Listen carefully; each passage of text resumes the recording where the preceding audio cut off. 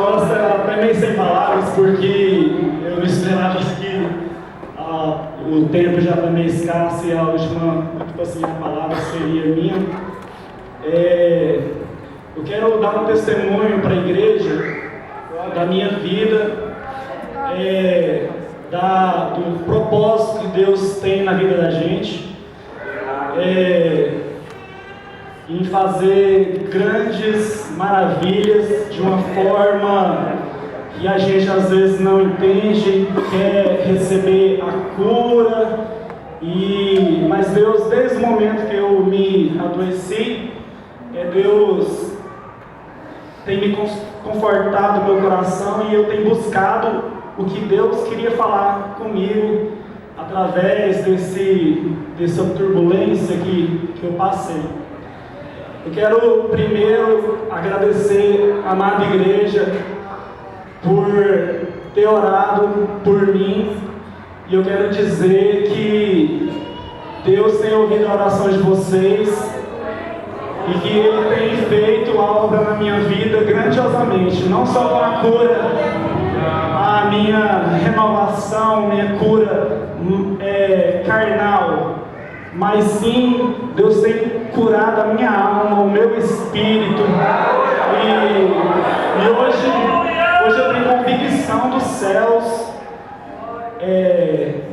e Deus tem uma palavra para vocês, que não é de exortação, que eu não sou ninguém para exortar a igreja, mas o que Deus tem me mostrado no meu coração, isso Deus tem falado para mim, e que seja de testemunho para a igreja também. Eu quero falar um pouquinho da minha doença, que eu fui acometido. Fui acometido de uma doença que ela, aos olhos do homem, ela não tem cura. Ela é um distúrbio que acontece no nosso sistema imunológico, onde o nosso sistema imunológico ele começa a produzir anticorpos para destruir o próprio organismo.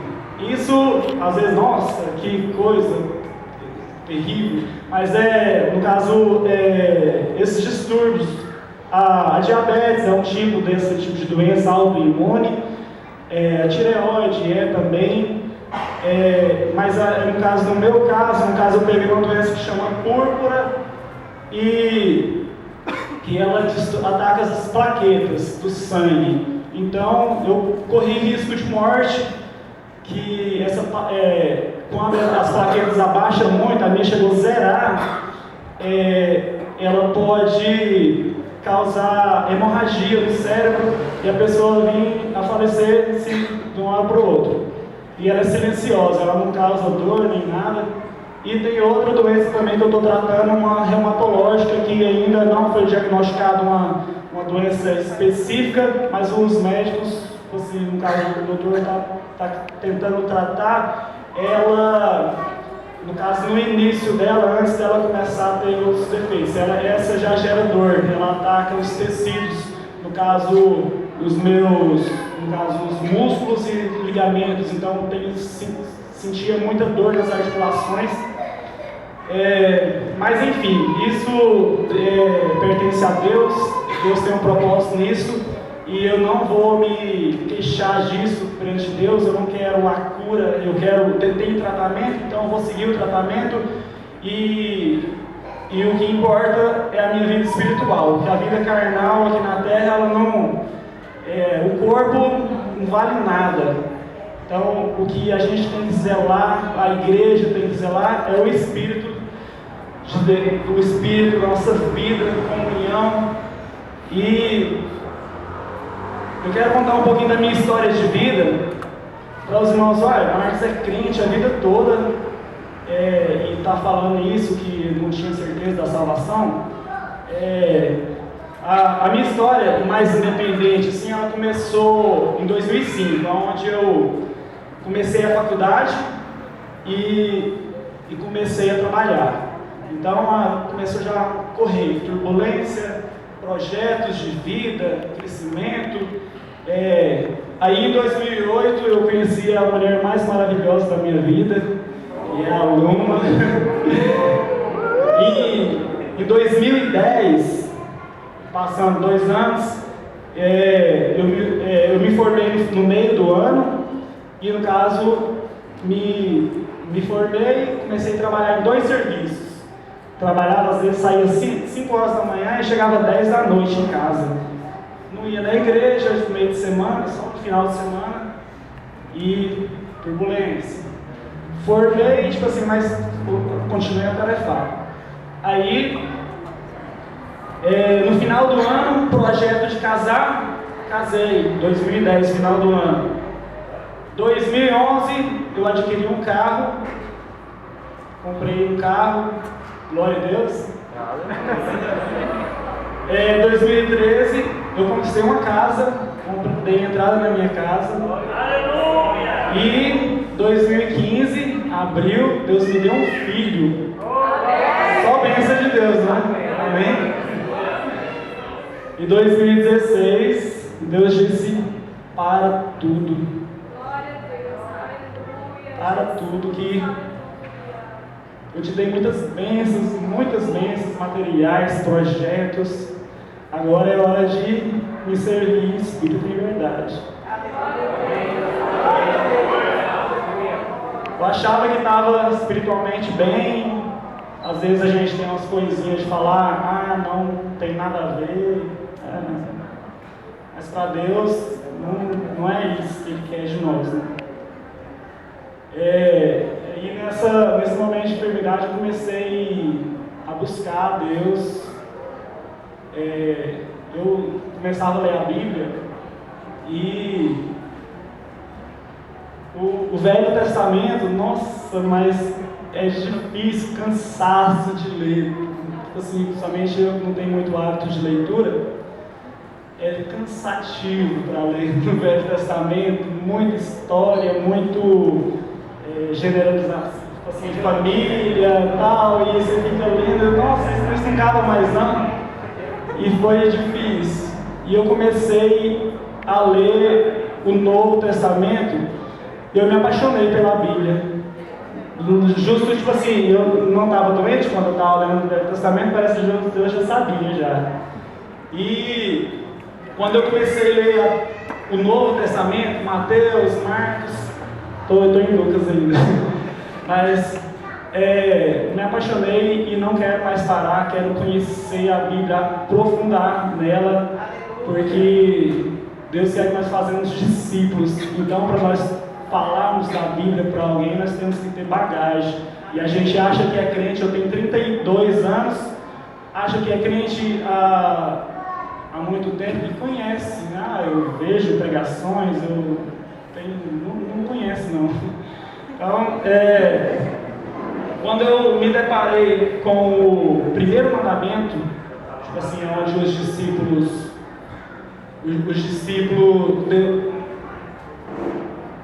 Jesus perguntou, os discípulos perguntaram para Jesus, né, como herdar o reino dos céus. Aí Jesus foi bem claro com ele: amai a Deus sobre todas as coisas. Amai a Deus sobre todas as coisas. Aí, eu não, tipo assim, eu perdi uma parte aqui, eu vou contar uma história, uma que resume o amor de Deus nas nossas vidas. Deus me mostrou isso em casa, na minha casa, eu chorei, transbordei com a presença de Deus ali na minha casa. O Guilherme estava lá na casa do meu pai, sentado perto do portão, do motor do portão, com a perninha assim entre o portão e o muro. Aí estava bem perto do horário que a Luma chega em casa, e eu fui e pensei, nossa, se ela abrir o portão aqui, ele vai machucar a perna, e aí tirei rapidão. Aí depois essa passagem veio na minha mente assim, e eu vivi aquela história. Eu vi, tipo assim, no caso, o portão abrindo, a perna dele prendendo, e aquela agonia, não tinha controle na mão para mim desligar o portão e nada. E eu vivi aquela cena assim e senti uma angústia no meu coração tão grande, uma dor, tipo assim, de pai, de ver aquela criança ali sofrer, imaginar que ela poderia sofrer. E aquilo lá, aí depois eu parei e Deus me mostrou. Agora, Deus Pai, quando na crucificação de Jesus Cristo, a angústia que Ele teve, a dor, o sofrimento, não do filho, do pai, o coração do pai apertado. Quem é pai conhece. Eu acho que Deus me fez ser pai primeiro para tentar compreender um pouquinho do amor de Deus, que deu o plano de Deus na minha vida. E é muito forte, tipo assim, no caso, Deus entregar o seu filho por amor a nós pecadores, ladrão, prostituta, drogados, às vezes nós mesmos que estamos dentro da igreja pecamos todo momento, só que Deus quer mudança nas nossas vidas. Tipo assim, então, esse primeiro mandamento, amar a Deus sobre todas as coisas, é sobre todas as coisas mesmo, os mínimos detalhes. Hoje em dia nós temos muitas distrações no mundo, internet, celular,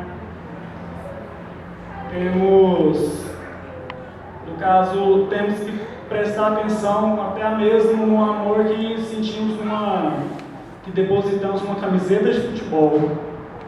Às vezes vestimos uma camiseta de futebol, e não que isso seja pecado, mas é uma distração e isso afasta da presença de Deus. Então, traduzindo, que se torna pecado. Porque às vezes nós chegamos num amigo, vamos discutir, nossa, o Corinthians ganhou, Corinthians, timão, tal.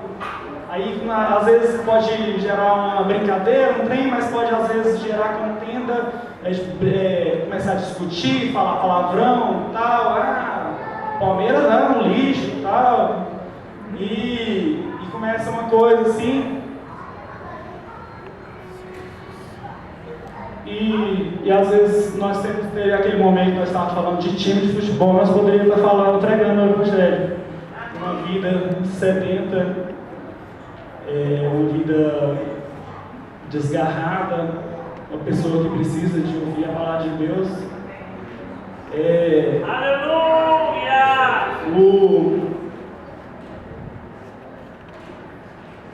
Então temos que nos encher.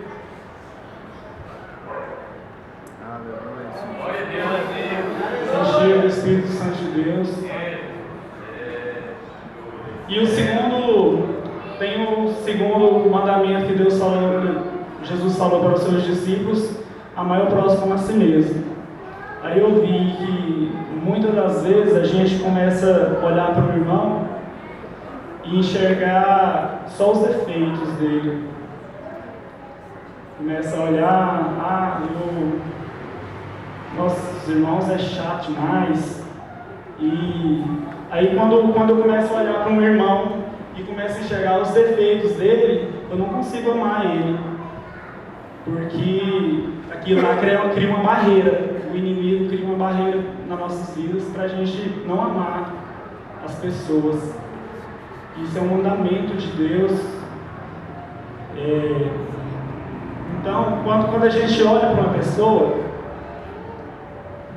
a gente tem que olhar as qualidades primeiro, que a gente vai sentir amor por ela e o bem sempre vence o mal. A gente apaga os defeitos dela e a gente ajuda ela a se corrigir, tentando mostrar o amor de Deus na vida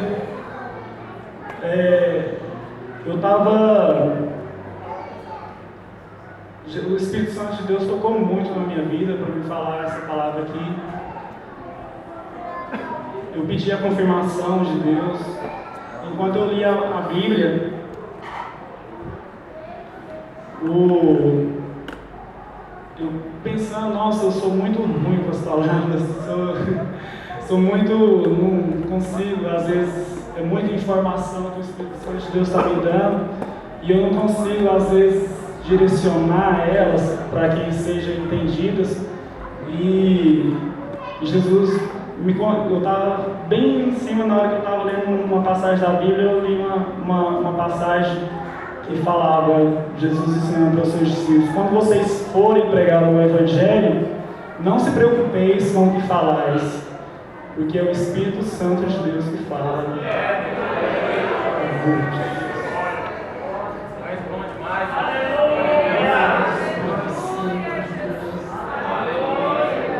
Depois eu conversei com o pastor, falando que eu queria contar um testemunho, e ele me mandou a mesma mensagem.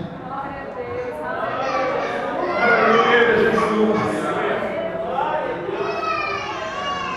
O Espírito Santo de Deus, Jesus, ele tem ciúme da igreja, tem ciúme. Não deixe essas pequenas coisas afastar vocês da presença de Deus, perder a salvação, às vezes por distrações do mundo. Não deixe, às vezes, você cair, o diabo usar uma doença. O amor de Deus é tão grande, tão grande, tão grande. Se você reconhecer isso, basta. Você precisa reconhecer o amor de Deus. É só isso que Jesus me mostrou. Reconhecer. Amar a Deus sobre todas as coisas. Tudo, tudo, tudo. O diabo traz cegueira demais espiritual e acha que tudo é normal, mas a gente precisa estar conectado com Deus. A vida da gente é como um vaso. Se a gente preenche com coisas, trabalho, a gente preenche com estudos, família, problemas às vezes da gente, a gente deixa só um pedacinho lá no final lá do vaso para ser preenchido com Deus.